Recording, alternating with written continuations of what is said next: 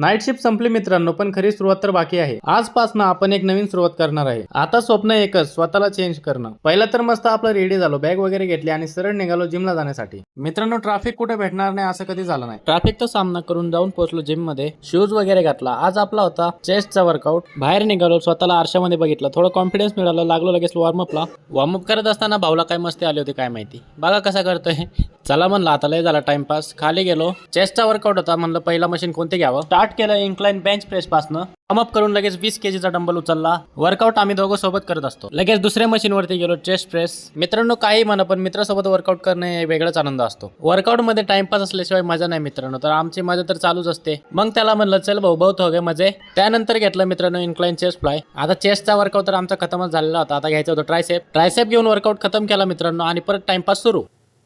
चला या गाडी त्याचप्रमाणे हायाबुसा आपण पडवत आहे. चला चलो अरे पीछे लेना भाई। नहीं ओए, होश में आओ अभिजीत।